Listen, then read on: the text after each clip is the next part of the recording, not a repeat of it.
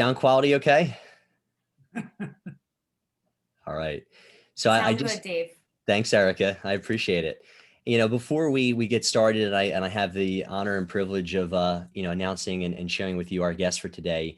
I do want to take a quick moment to acknowledge Jeff. I want to acknowledge Rashida, Gabrielle, and Samantha. That the whole idea of the saying "it takes a village" is so true in terms of the communication, the reminders, and the organization today to make the event happen. So just really want to thank the four of them for all their support. About a week and a half ago, we were talking amongst the leadership team around some of the challenges and some of the frustration that we've been hearing from all of you. And I think it's safe to say that all of you would agree that we're in a super competitive market right now. Would you agree? Absolutely. And the ability to capture more inventory, time and time again is coming up as a priority. And so we were, brainstorming different people around the region who, we were saying who's really performing at a high level, right? And Erica, her husband Dave, and their team, definitely came top of mind.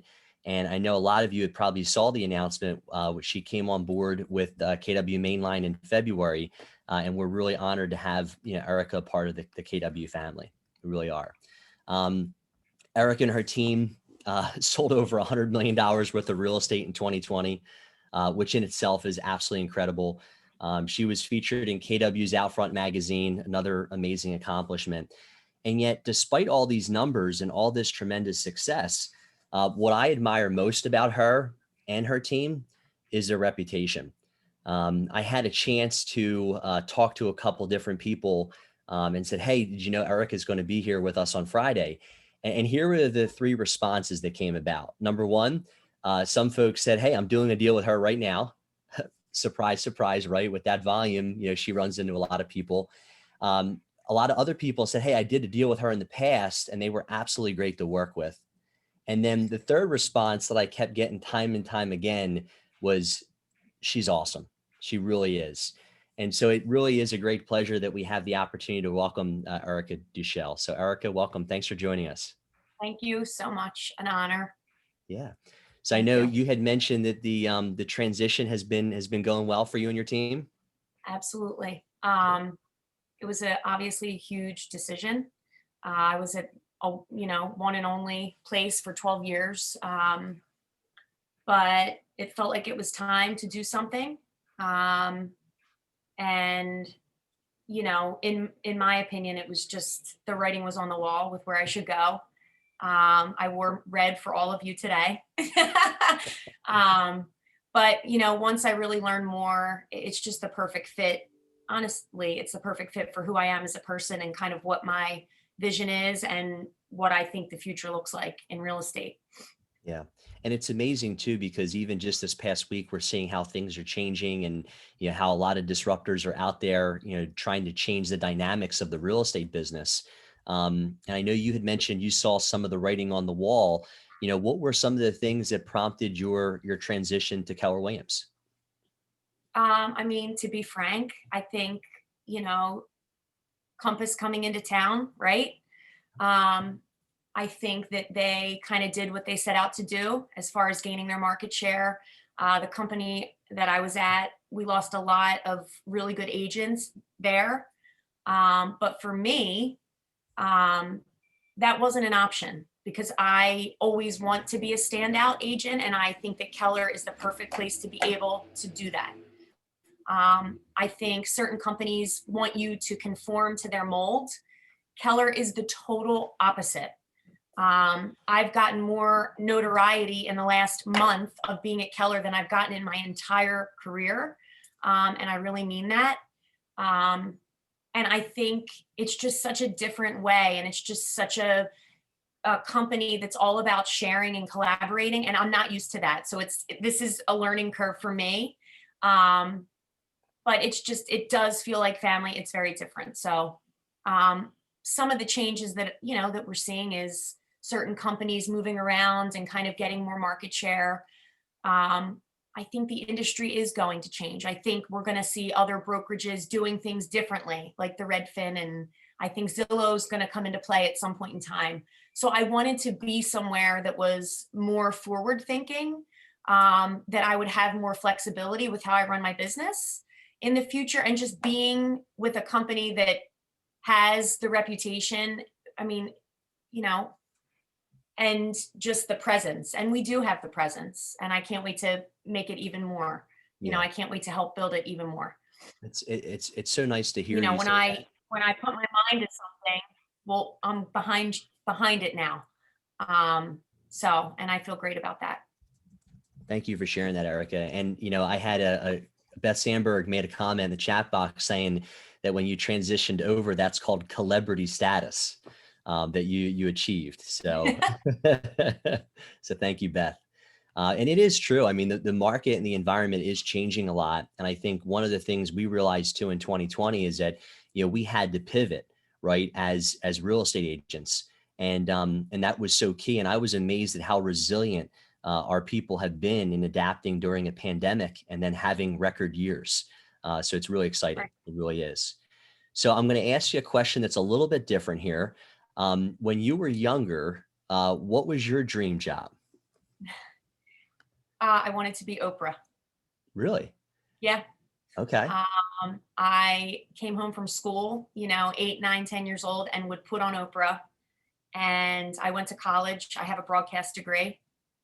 I did a couple amazing internships. I actually interned at Howard Stern when he was at K Rock in New York. How about that? But I loved, even as a kid, how Oprah was such a boss, number one, but how she interacted with all of her guests, all different kinds of people, celebrities, non-celebrities. I just loved how she could connect, with every single person that she interviewed. Yeah. It's amazing the impact that Oprah's had over time. And Oprah's a big thinker and a big giver, I think, and that's one of the things that we're always, focused on is, how do we give more? Because really, when you think about it, as a real estate agent, we give a lot of ourselves, our time, we sacrifice time away from family and the people we love to give great service. And so there's definitely a corollary there. And hopefully at some point we can all, do what Oprah's been doing. So thank you for sharing that. So tell us a little bit about Trust the Pineapple. Okay. So a pineapple is a sign of, like, a Southern sign of welcome. To me, it's like everything that home means, right? So I have an amazing heritage. My mom's Greek and Italian. My dad's Irish and German. So I'm a little crazy on all fronts, right? It's like that perfect mixture. But I grew up with parents that were always entertaining, friends, family, neighbors, you name it, just like an open door. My parents, when I was little, they actually bought an old Victorian home that somebody converted into a duplex back in like the 50s. And my mother, father, and grandfather, the three of them, converted it back to a single family home, which I grew up in, from the time I was like 7 on. So I just think that love for home, was like always with me. I got punished a lot as a kid because I would run my mouth, talk back. And I would rearrange my bedroom, every other weekend when I was punished. I just, love to decorate, love home, love to entertain, love to cook. So the pineapple is basically a sign of welcome. And I've always welcomed my clients into my life too. I love that. Well, and I know too. Yeah. And it is amazing when you think about our role as a realtor with our clients too. We are in a very transactional business, as you know, but then when you really take a step back and you realize that really it's about people and it's about servicing them well. And we get to know people pretty intimately, and I think that's what makes this job so special. And I think sometimes we can take that for granted in terms of what we're really doing. So that's great. And then you guys. Yeah. Go ahead. I'm sorry.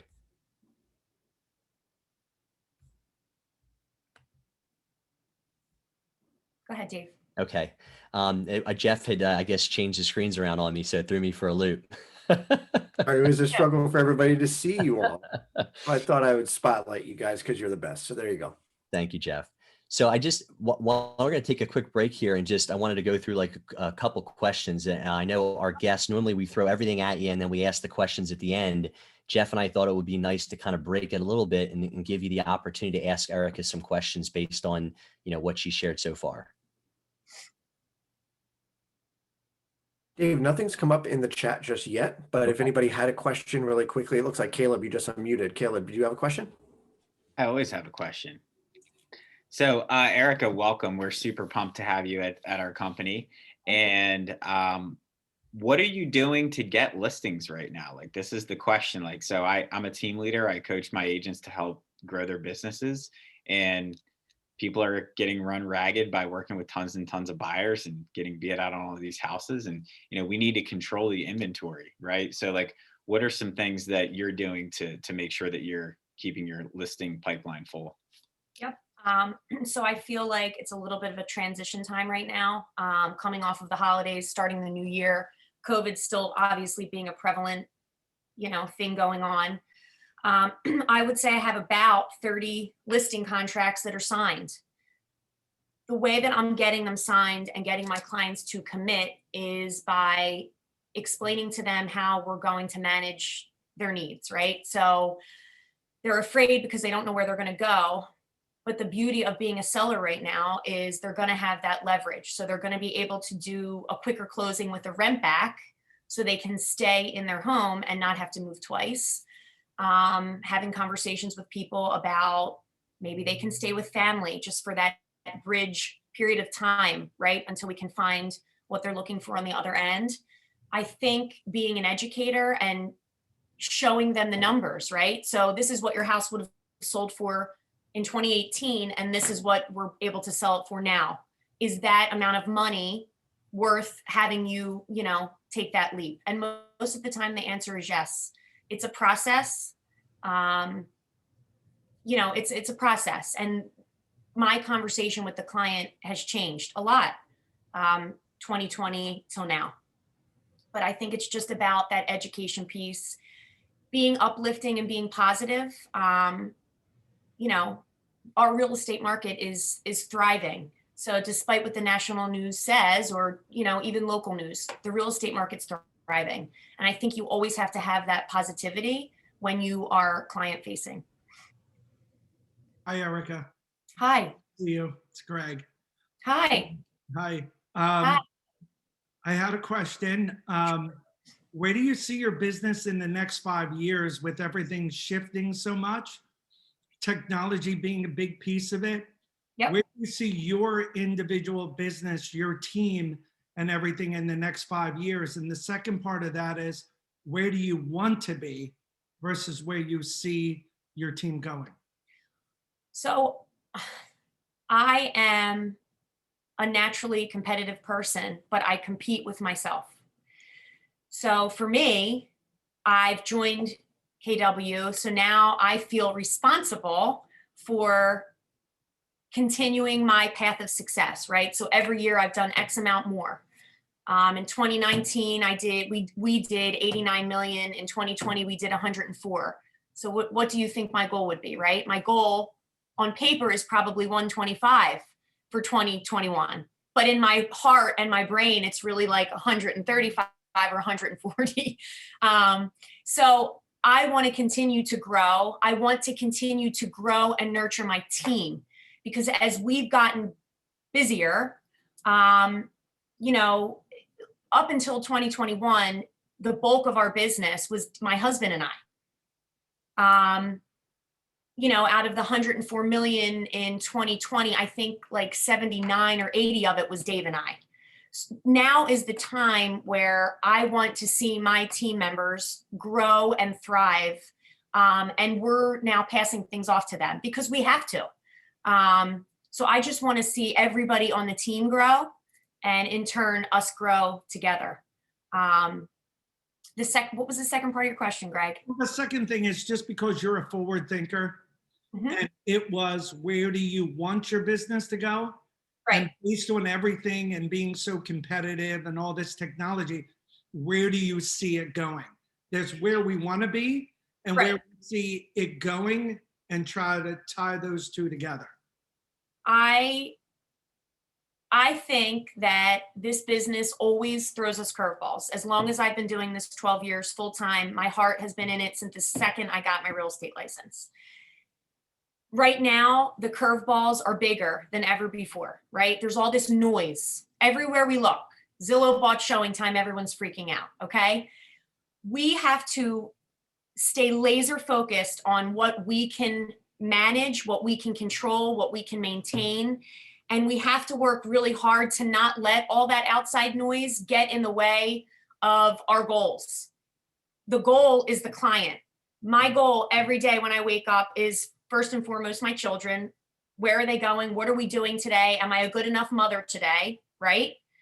And then it turns to what are we doing to help the people that we're working with? Are we prospecting? Are we making the phone calls? Are we staying ahead of them every day, even if there's no houses for them to see? Are we doing everything we need to do to keep these people happy and loyal?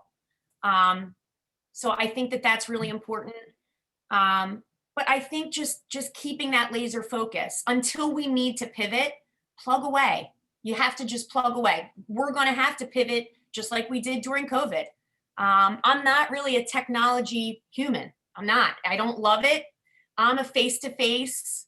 You know, I don't love the technology piece, but I'm learning and I'm growing. And that's part of how I'm pivoting myself and my team. And we all just need to do that. We need to learn from one another, use the resources that we have. There's so many resources out there.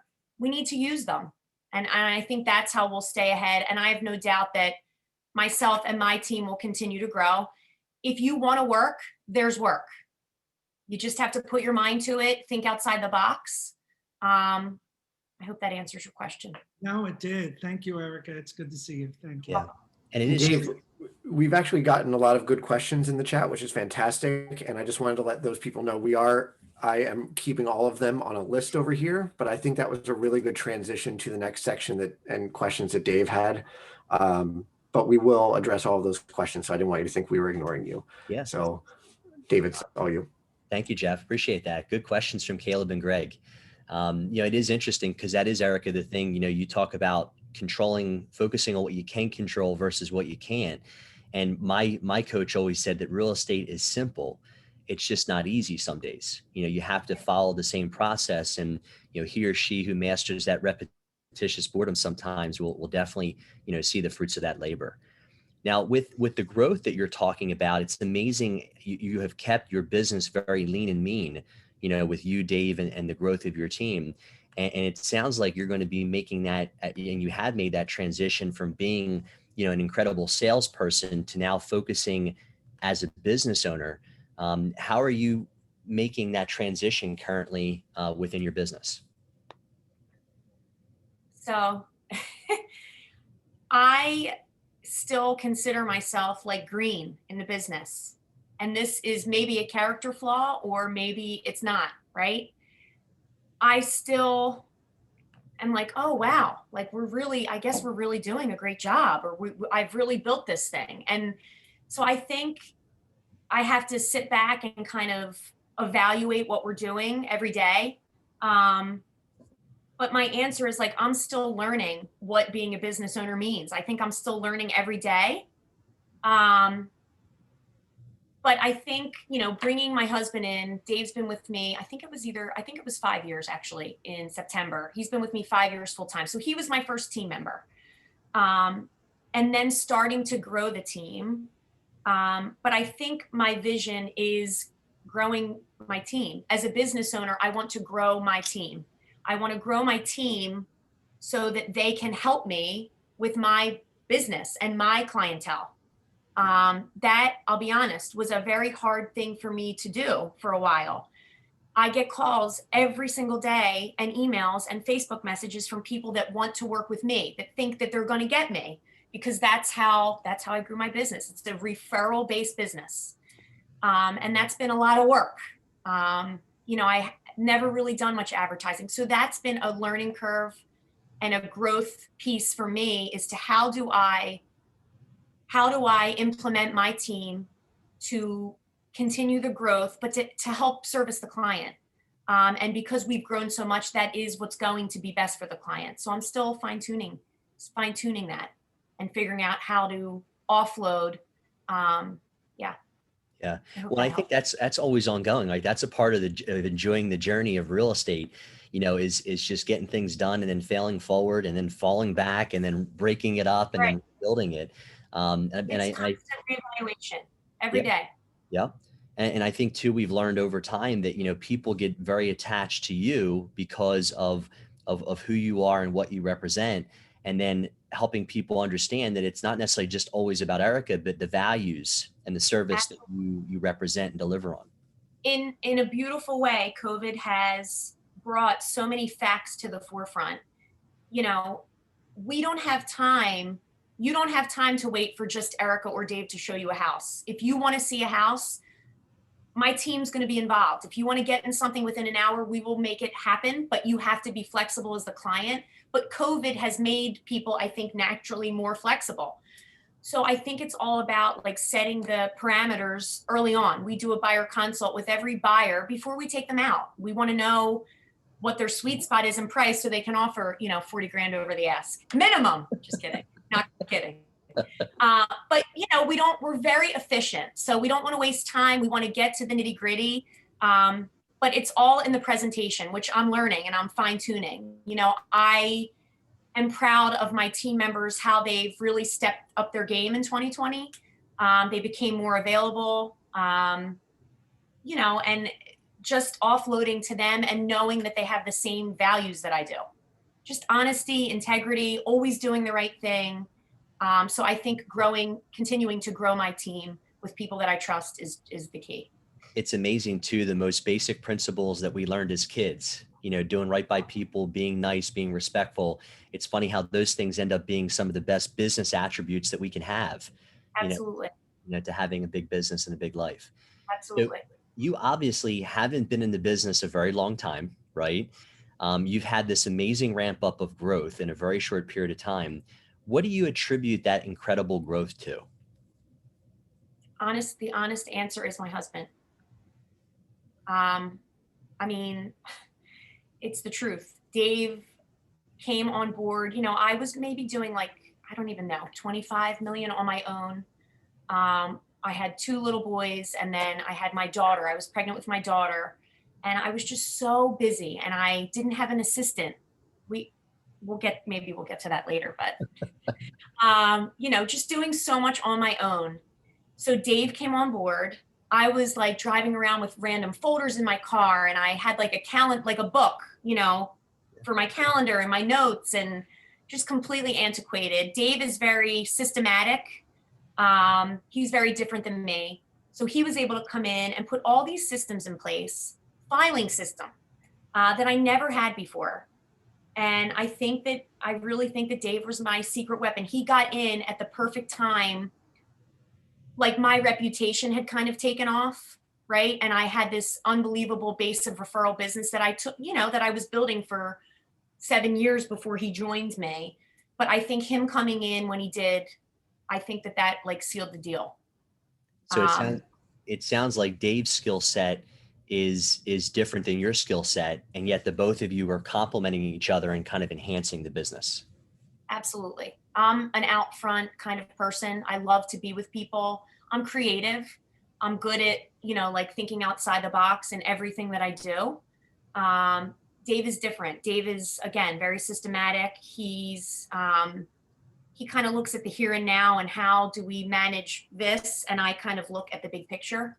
Mike McCann always says that his wife, Cindy, she's like the string and he's the balloon. It's the same concept. Like I'm all over the place. We're doing this. We're throwing a party next month for 150 people, blah, blah, blah, blah, blah. And Dave is kind of like, all right, like that's great. But, so he's my secret weapon. But then the systems that we've put in place for organization, staying ahead, and not missing a beat, not missing anything. Yeah. Yeah. I love that. So I know one of the questions that we've been getting in the chat box here has been a little bit about your team dynamic and how your team is currently set up and structured. Could you tell us a little bit about that right now? So it's Dave and I. Shannon Ragazzoni on the team, she is my assistant, and she also sells a couple things a year. I just brought Shannon on. It's 2 years in March, and that's the one and only assistant we've ever had is Shannon.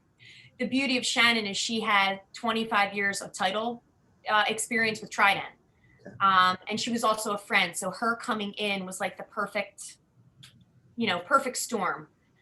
We've just brought on our second office help. Literally, she started last Monday, which is Dave's buyer side transaction coordinator. Okay. So we've just brought her on, and she will assist the whole team on the buy side. And then we have, so let's see here. So then we have 7 other agents. Most of them are young. Most of them have a baby or two. But yeah, I mean, they're getting to be certainly more full-time. Colleen Whitlock, 100% full-time, Brian Griffin, full-time, but we're starting to build, really build them up. I mean, they're all awesome. They're just so different. They're all super, super different. But they just bring so much to the table, each one of them. They're amazing people.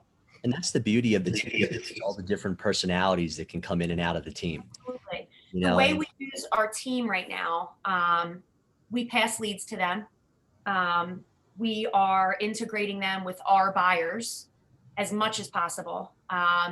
We certainly pay hourly for certain showings. But yeah, I mean, everybody's bringing something different. Some are a little bit more limited because they have a baby at home and they can only kind of, help nights or weekends, whatever it might be. But we try to work with them and their schedules and make those client matchups. We try to match client up with team member. That's great. Now, I know right now, obviously one of the biggest challenges that people are having are these competitive offer situations on the buy side. Mm-hmm. And then on the seller side, it's trying to, identify and find the listing opportunities. What would you say are your top 2 to 3 sources for generating new business? So referral is the core of my business. The key to the referral is to really take it seriously. So anybody that reaches out to me, it doesn't matter if it's $100,000 sale or $1 million, they're going to get treated with white glove service. I treat them like gold. So I would say that's really important. Just staying ahead of like the market trends and kind of being a standout, not being afraid to stand out from the crowd. Thinking outside the box, whether it's a buyer and the prospecting piece, trying to bring them opportunities that they're not, that they wouldn't get from somebody else. On the listing side, most listing appointments I go on, I'm up against other people, even if it's a referral. 5 years ago, I'd go and it was like a shoo-in. It was wonderful. It's not like that anymore. And then we have these other brokerages that are complete discounters, right? So I think it's being able to show value, to show my value, to show them numbers. Here's what I did in Haverford Township in 2020, and really use that to my advantage. Here's what I did in all of Delaware County in 2020. I got tricky this past year and was able to figure out average days on market for my listings and present that to them. Here's a neighborhood and here's the houses I sold and here was my average days on market. Here was my list price versus the sale price. Any kind of detail that you can give people in the right format, they really, really appreciate. Yeah. Well, and it's interesting. You talk about the white glove service, mm-hmm. and really just trying to do everything you can to make sure that people have this amazing, experience. And there's probably, when you think about the client timeline, you have all the interactions from the moment they reach out or refer to you, all the way through them going under contract, them closing, and then beyond the transaction. Yeah. Are there certain things that you found to be really helpful in delivering that service along that time frame? So I think something, innate within myself is I'm a good listener, which is ironic because in high school I graduated like class most talkative. I'm able to kind of like a chameleon. I hate that word, but it's true. I mean, somebody opens their front door for a listing appointment and I have them pinned in about 20 seconds. I do a scan. I figure out real quick what the house looks like on the inside. I'm scanning as I'm walking up to it. All right, there's some deferred maintenance here, whatever it might be.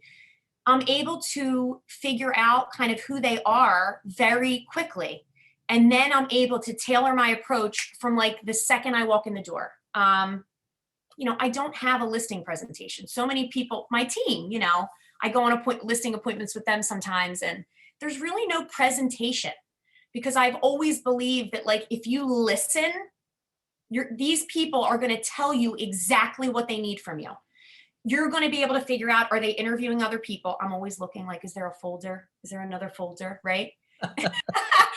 But like they tell you what they need, and I'm not afraid to ask, why are you selling? What's your motivation behind selling, or what's important to you? I attribute that, my directness. My son Wesley is on the autism spectrum.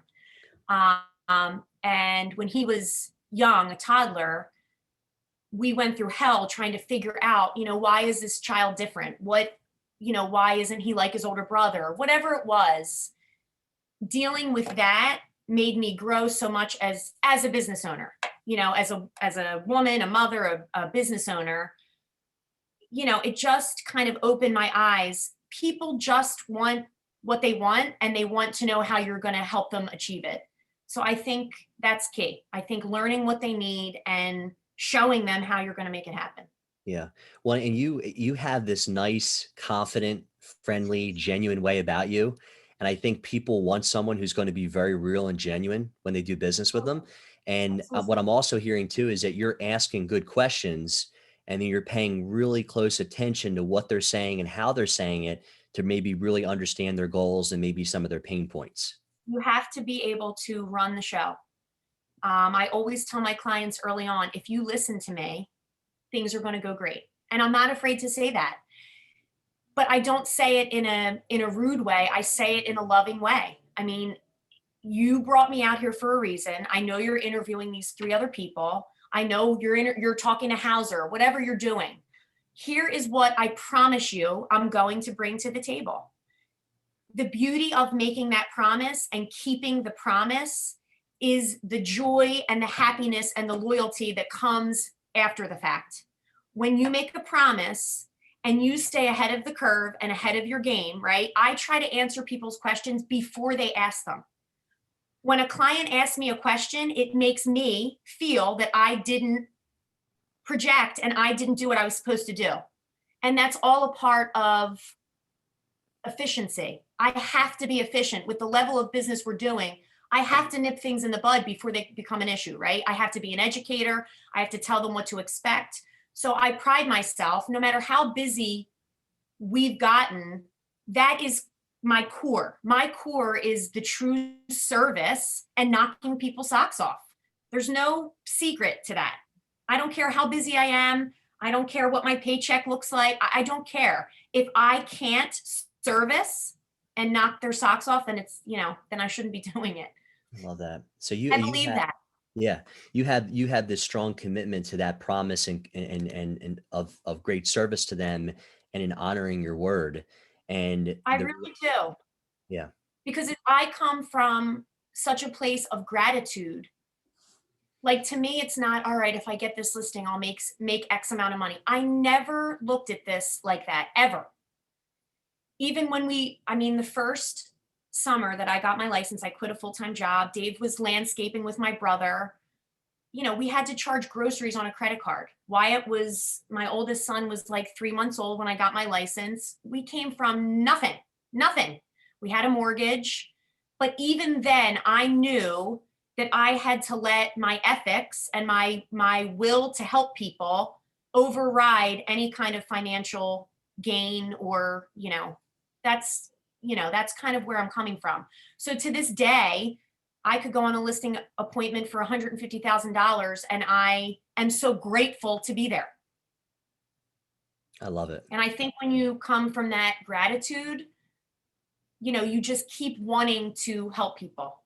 And the reality too, Eric, is you never know when that $150,000 buyer all of a sudden gets a job promotion. They're calling you up to sell that home 3 to 5 years down the road. They're purchasing another one. They referred you to another friend. Next thing you know, you're helping mom and dad out or their aunt and uncle. And the value of that relationship, is just exponential if you do a great job for them. I think another thing, one of the keys to my success and what I hope will be my long-term success, it's not like I always say, when I'm working with someone, they truly become kind of part of our family. It's crazy, but it's true. You know, Somebody has a baby, I drop them a gift. Somebody loses a parent, they're getting $150 worth of Carlinos at their front door, the same day. I am a giver by nature. So I think I've really found a way to continue those connections. A lot of my clients, I love all things design. So my clients have always used me for interior design help. Every single day I get texts, emails. What do you think about this paint color? We're going to do a reno. Who should we call? I mean, that's just part of the business. It actually takes a lot of my time. I still consult with clients. I sold houses 6 years ago. They want me to come in to just look at their space again. But you know what? That is a natural and genuine and comfortable way that I've stayed top of mind with people. So I think if agents are able to kind of find that connection somehow, I think that that's really valuable. That's great. Now, I know you had mentioned a lot about, knowing your numbers and being confident and articulating that to the client. I think one of the things that we're seeing right now, and you hit the nail on the head with some of the discounters and other brokerages that are trying to change the traditional model that we've been used to. Have you found it challenging overcoming some of these discount brokers? And if so, what are some of the things that you do to try to take that value a little bit further and land the client? I mean, yes. Most of the time when I go on a listing appointment, I shouldn't say most of the time, because as I've grown, I've gotten more, outside non-referral calls and emails and things. I think just being genuine and just showing your value is showing my value that these people have really beautiful furniture and artwork, but it's all wrong. Like it's a mess and it's all wrong. Does that mean that I'm going to actually personally give them a plan, a room by room plan of exactly what they should do? And if you do these things, and I'm going to help you, and I have staging inventory, we're going to sell your house for $35,000 more. Hauser and Redfin aren't going to do that. They're not going to offer you that level of service and put you at this place. The other thing with, I don't know how much I should talk about other brokers. I don't know, but there's another brokerage out there. Compass is offering their concierge. When you really learn about that and break it down, it's not worth it. What they're offering the homeowner, it's not worth it to the homeowner, because if you're an outside of the box thinker and you know what staging looks like and you know what little tweaks people can do, people can change hardware on their kitchen cabinets. They can put up a backsplash. They can do whatever. I can guarantee you in this market, the value of their house is going to go up no matter what. And they don't need to live through a Compass concierge renovation. So I think when you break it all down and you have that knowledge, I think that that's really valuable. What I like about your approach too is you keep it very simple and to the point. Like there's none of that BS in there. It's just like, let's get right to the point of what matters. Absolutely. And I'm a total straight shooter. I always tell people, like, listen, I've been on listing appointments where it was $1 million property and I know who else was there. They'll say, oh, I had so-and-so here. And I'll say to them, listen, I'm not fancy, but here's what I can promise you, and I will deliver. And they really believe it. I mean, they do. They believe it. And the other thing too that we found with a lot of these competitive situations, and I'll share this with everybody on here, especially with Redfin, when you think about Redfin fundamentally as a company, Redfin is a buyer-based company. So Absolutely. one of the things we say to folks is, hey, are you looking, especially on the seller side, are you looking for a company that is solely focused on attracting and working with buyers, or are you looking to work with a company and an agent who's focused on helping sellers? Right. I think, I think we're all going to have to keep an eye on the industry, keep an eye on what's going on. I don't want to. I just want to stay laser focused on what I do best. But I think our management and our team leads, and I think we have to keep an eye. And if we have to pivot, we will. But at the end of the day, I think that there's always going to be value. We are always going to bring value to the client. And I do think that I think it will always remain a people business. I do. Yeah, absolutely.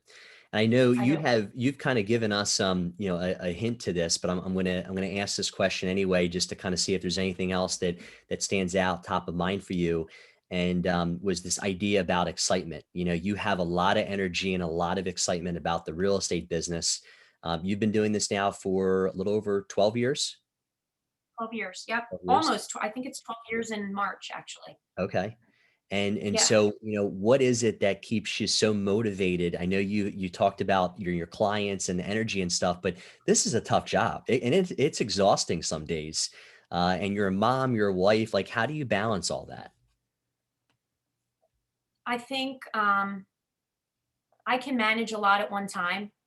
If I'm not running around like a crazy person, I feel like I'm slow and not busy. Dave's like, shut up. Like if I don't have a week where I'm like crazy, Dave's like, Eric, just would you stop? It's December 23rd, Um, I just can't help myself. I just have honestly like a relentless thing within myself. I just I can't help it. I want to provide for my family. I want to provide for my team. I want to provide for my parents. I want to, I think I came from really humble means. So I think that drives me every day. I can't believe where we're at and what we've accomplished. And I'm very grateful for that. But that doesn't mean that I want to stop being the relentless me. I don't want to stop. And just like helping people. I mean, the more people we work with, the more connections we have. And I really believe in our position as realtors, we really can change people's lives. I always say, like, so many people want to get into the business. A lot of my clients have gotten licensed, and That's because you make it look so easy, Erica. oh, but it's not. And we know that some people will make it and some people won't. But if your heart is in it, you'll make it. But yeah, I still get nervous walking into a listing appointment. It's crazy, but I do. I hope that never goes away, because that means that I'm still excited by it all. That's great. Well, we have about 15 Yeah. minutes left, and I wanted to go ahead and just kind of take another quick break here for some questions and some ahas. Hey, Dave. Hey, Lauren, how are you? Hi, I'm good. I apologize if I am asking a repetitive question. I had to jump on late. I had an appointment. But my question for Erica, hi, Erica, thanks so much for doing this call, is you mentioned that the focus of your business and the core of your business is referral. And of course, I'm guessing that means you have a pretty solid database. Number one, do you know percentage offhand, what percentage of your business is coming from repeat and referral clients? And then two, what are you doing purposefully? I heard you say a lot of things about obviously giving white glove service, and you are, if you see on Facebook or whatever, they've had a baby, their kids got married, you're sending them flowers or a baby gift.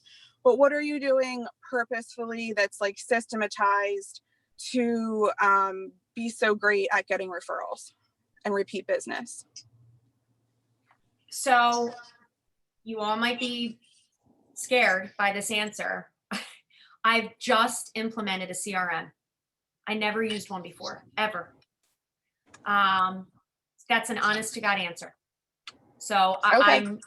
I just implemented it now because we've grown so much, right? So the bigger we grow, every 200 and I don't know how many units, Dave. I think 263 or something, 20, something along those lines.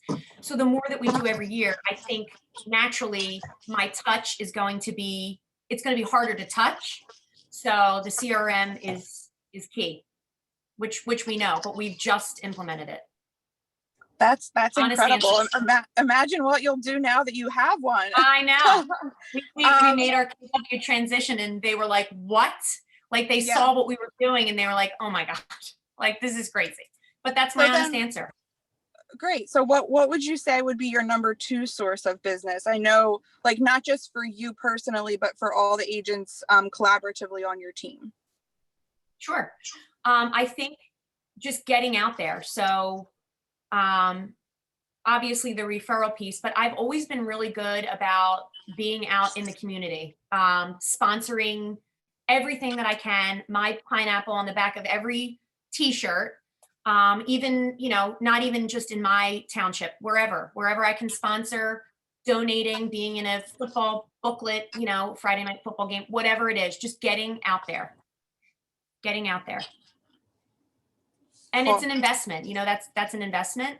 I have done a good amount with my team members to kind of invest on certain things with them. Cool. And what's great too, Eric, is it looks like, you know, the investment that you're making is aligned with the category that's generating the number one part of your business. Whereas a lot of people will invest a lot of money into something and it may not be their number one source. Correct. All of my clients know that if they need money for a sponsorship or an event or a charity, they always come to me. I'll never say no. Miss Cindy.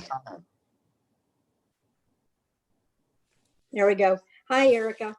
Thank Hi. you for being here. We're so excited. bet. You look great in red. Thank you. My favorite color.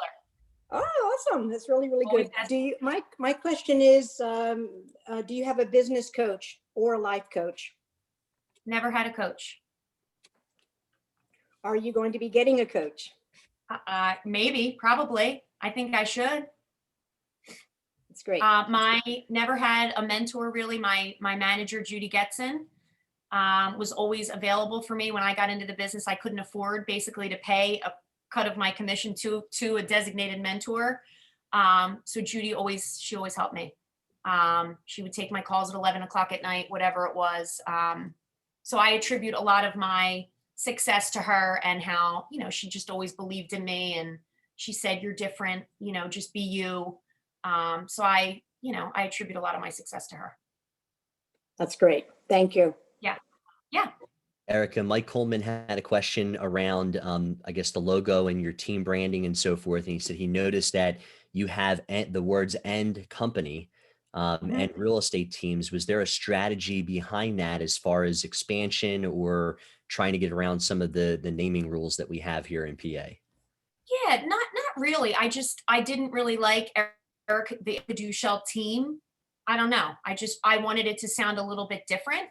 So Erica Deuschle and Co. I liked it. And then we added real estate team because clearly I'm not running my own company and we just wanted to be mindful of that. But yeah, I thought it was a little bit different. There's group, there's team, there's company. That's why I did that. Okay, great. Yeah. Emily Wolski, I believe, has a question. Emily? Hey, Erica, how are you? I'm Hi. listening to you. I was like literally crying. I've only been doing this for probably like 3 years. And it's funny, I remember calling you were one of the people I called when I got into because I thought, who can I model? Who do I see that I like? And you gave me great advice. Yeah, which I took this whole time. Another friend of mine, Mike Bianchi, runs this business a lot like you do as well. And I've always started my modeling kind of how you do. Like you invest in people and then they invest in you. And I love what you said that you're constantly feel even nervous at a listing appointment because I still get sick to my stomach. Like tomorrow I'm going to have to go back and be a hairdresser. Like that's how I feel, even though I've continued to grow and I do well and it happens. I hope that never goes away either. Question for you is, when you run your business like that, it is a long game in the beginning, I think, when you start and you're trying to build and grow and meet people and get those referrals. That doesn't happen off the bat. Can you pinpoint any moment in time or anything that you really think kind of where you turned that corner or something that really kind of made you feel confident in the fact that what you're doing was working? Or am I making sense? Yeah. Like when you kind of took that turn? I think I still consider myself like this kid, you know, I honest to God, like I can't believe I have a 12-year-old. I can't believe that I've built this business. I think when I started being recognized at Berkshire Hathaway for my national numbers, I think that started to resonate with me like, oh God, like I'm really doing good. Berkshire Hathaway, I have no bad blood. Love the company. I'm so grateful for what I built there and the support they gave me. So I will say that. It isn't a sharing model, right? So you don't really know who's doing what. But when I finally learned more about the business and how many millions this person sold and how many, you know, I was like, oh, wow, like I really am doing really, really well. So I think learning more as time went on and kind of where I stacked up against other people, you know, I think that was a turning point for me. I think becoming number one in the town where I live and where I grew up was a huge turning point for me. And I'm really, you know, only 45% of my business is in Havertown where I live. Everyone always thinks that's my whole business. I'm everywhere, you know, but to be that top agent where I grew up, I'm very proud of that. And I'm very proud of the work that I've done here. Like nobody was staging, nobody was using professional photos when I got into this business 12 years ago. And I'm proud of how well this town is doing. And you know, so I think rising to that occasion was probably a turning point for me. I think it gave me confidence, learning kind of where I stacked up nationally, but also what I was doing locally in my town. Thanks. My dad was a township mechanic my whole life, you know, at the township yard. My dad fixed the fire trucks and the police cars, and my mom was a nurse at Haverford Hospital, which was right on the pike in Havertown. So Get it? Enunciation girl. A lot of people will say, oh, it's because her dad worked for the township. I think my dad has probably never referred me. I think if someone asked him, he'd be like, sure, here's her number. That's not who my parents are. I mean, they are all about hard work. My dad worked 3 jobs. He detailed cars. He delivered flowers. I mean, he fixed people's hot rods in the garage. You know, the way I grew up was very simple and gritty. And one thing I'll say about Keller, we do have grit. Keller has the grit. It's not a naturally affluent company, which is kind of where I came from. We have the grit, and I think we have the wherewithal, and I think that we can think towards the future. And I want you all to know that. That's, you know, that's really important. And I want you to really realize that when you're out on the street and you're meeting with clients, or you're, you know, trying to get agents to come on your team. This is a gritty company, and I know that we'll prevail no matter what the industry changes are as we look ahead. Great. So thank you, Emily, for that question. I know we have a couple more questions here. I acknowledge, I see we have Beth, Lori, and Blake. Blake, do you go first? Sure.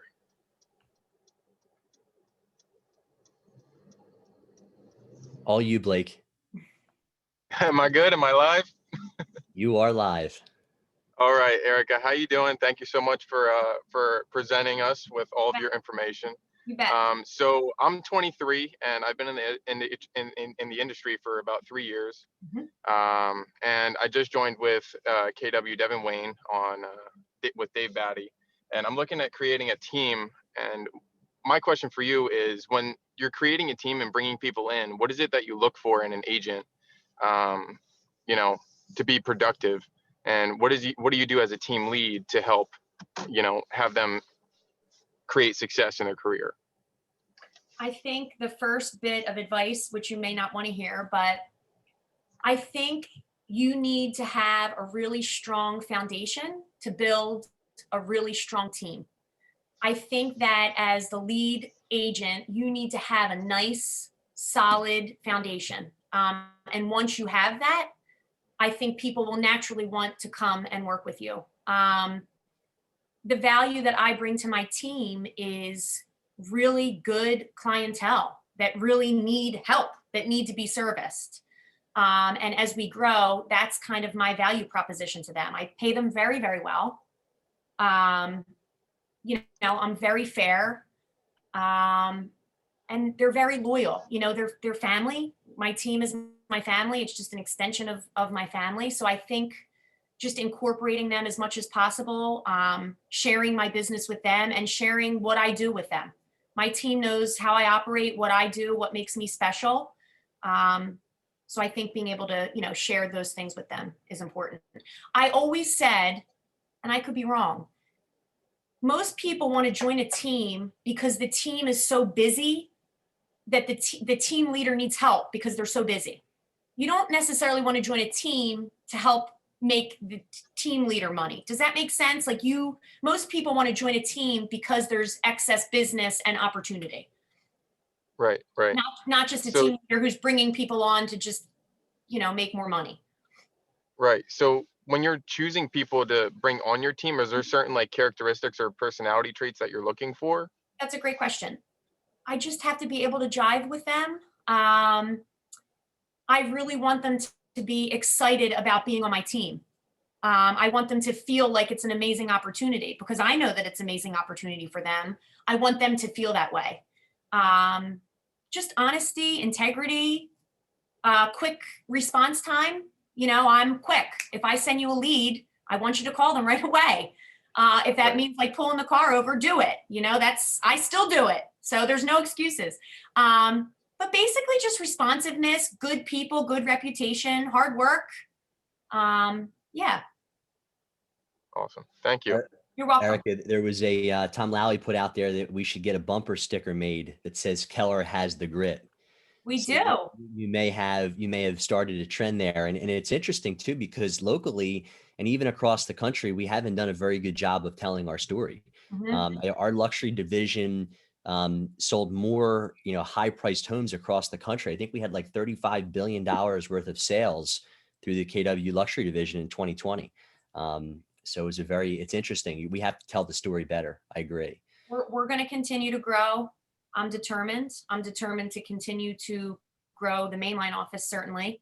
I believe that we will take over the market share. I have a lot of faith in us. No doubt about it. Yep. That's Beth Sandberg. You're up. Hey, Beth. Hey, I just want to officially, I mean, I know we've texted, but I just want to officially welcome you. And if Lauren Dickerman is still on the call, I'm sure she will join me in another reminder to everyone that the Greater PA region does have female megas. And it's really nice to see a big team who's actually named after the Rainmaker when she's a female and not after her husband who she works with. So welcome and all good things to you here. Thank you. Thanks, Beth. Very cool. Lori Rogers. Hello, lady. Hi. I wore red just for you, girlfriend. Thank you. I appreciate it. I'm in my work from home virtual school attitude over here. But my question for you, just hearing you talk today, just shows me how even more similar we are than I already thought. But how do you relax and like take a second to yourself? Because me and you, I feel like, are very similar in the go, go, go, the immediate response. We want immediate gratification. We want that sold yesterday. We want an answer 2 minutes ago. So how do you take a step back from the business and like take time with your family without feeling guilty or like you're missing something? Right. It's a struggle. It's a daily struggle. I wake up every day and kind of like try to look towards the day and what does that day look like? This morning, I was going to get up and do my 3-mile walk at 5:15. My daughter was awake early. And you know what? I knew that that would be my best time with her today. So her and I laid in my bed. Dave was still sleeping, but we watched Sister. You know, like I just have to make the best of every moment. We have a place down the shore, which we go to pretty much every weekend, Memorial Day to Labor Day. We work our, you know, what's off the whole time we're down there, but it's still getting away. We're still not client facing when we're away. The good news is we've just hired a buyer side transaction coordinator for Dave. So we'll get more help on that front as far as like writing, you know, sometimes Dave's writing 6 offers in one weekend from down the shore when we're supposed to be relaxing, but Laura, it's just every day is different, just trying to make the best of every day and looking towards the future of my team and knowing I want to go to Europe. You know, I've never been to California. I mean, there's so many things that I want to do that we're now able to do. So I'm learning and growing so we can eventually be able to do those things. I don't know if that helped you or not. Great. Yeah, you enjoying the little moments, Erica. Like my son was asking me to dig a hole in the snow with him the other day, and I'm thinking to myself, you know, this is different, you know. But we were out there for an hour and a half digging a hole in the snow, and he loved every minute of it. And it's funny how those little times that are very impromptu that come about that really mean so much to our kids and just to our own well-being. Really I does. always, you know, like I would never be on my phone at like the school pickup. I never bring my phone into the grocery store when I'm with my kids. Like it's just the little things. When I'm with them, I really want to be with them. But it's certainly, I always say it's not a struggle, it's a juggle. Like every day it's the juggle. I come from this place of gratitude. People reach out to me at 10 o'clock at night, and rather than getting upset, I'm like, you know what? They really need me. And that's okay. And they've helped me provide what I'm able to provide for my family. But it's always, you know, it's always a juggle. Awesome. All right, Miss Aisha Clay, you're up. Hi, Erica. How are you? Hi. Good. How are you? I'm well, thank you. It's super exciting listening to you. I could probably listen to you all day long. Oh my God. Thank you. Thank you.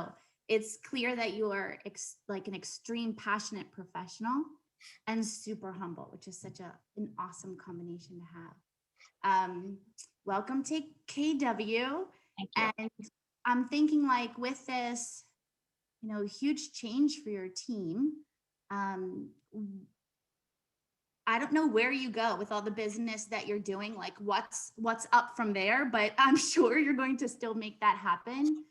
What do you foresee for yourself and your team in like the next 3 to 5 years? What does that look like to you? I would say growing my team of agents, but not just getting more agents, growing their individual businesses, I think is really important to me. Because I think that that's a sustainable model, you know, growing them, getting them help behind the scenes, whatever help that they need to help them continue to be client facing. I think that's the biggest thing. I'm not opposed to expanding to other regions or areas. I feel capable of that. Yeah, I would say just being open to growth as long as it's authentic to me and it feels right. It's got to feel right. It's got to be comfortable and, you know, make sense. So Erica, this is Mike Coleman. If I could just chime in, thank you for all of the insight you've provided. This is awesome. Welcome to KW, of course. Thank you. You were both in for 12 years, but I want to be you when I grow up one day. If I could just tell you, I have an amazing coaching program for my team that I think you would really love. Okay. So if you want to connect at some point outside of here, I'll get you hooked up with them. That's and great. they will work wonders for your people. Thank you so much. Thank you, Mike. Really appreciate that. So Erica, one last question here. So we have family reunion coming up next week. Going to be a lot of great speakers with Gary Keller and Jay and the whole crew out there. Have you had an opportunity to get registered yet for family reunion? Yep, my whole team's registered and we're very excited about it. Fantastic. What are some of the things that you're excited about learning or experiencing through family reunion? Probably how different, you know, mega teams are kind of doing things. Just structure and different ideas probably on how things are being done. And I think, you know, people from all over the country can bring a different perspective. And I think it's important to kind of learn what other people are doing. Yeah. And it's amazing too, because we sometimes take for granted the fact that people are so willing to share, you know, within our organization. So different. Yeah. And so just hearing you say that makes me think, wow, you know, sometimes people say, I'm not going to go to family reunion because I've already been to the family reunion before. And yet what you find is the business is constantly changing, the people are changing, and it is nice to kind of keep up with folks and so forth. So we really appreciate you sharing that. And for anyone out there who has not yet signed up for family reunion, make the investment in yourself. I think it's $129. If anybody's having any issues in making that investment, please contact your MCAs, and they'll certainly help you to make sure that you have a means by which you can capture all that great information. So, Erica, anything else you'd like to share before we wrap up? Just thank you so much. Keller so far has been wonderful, and you know, just go out there and, you know, think outside the box. Try to set yourself apart. Don't be afraid to set yourself apart. And just, you know, help people. If you help people, they'll help you. I love it. Well, Erica, thank you again for all your time. You know, it was really a pleasure today to get a chance to interact with you and hear about your story and how you built your business. And I'm sure, give it a year or two, we'll probably see Erica in the 200 to 300 million range. I hope so. So I have anything to do with it. Yep, we're looking forward to seeing that. Thank you so much. Great. Thanks, Thank you, Erica. Erica. Good luck, everybody. Yeah. Bye. Bye.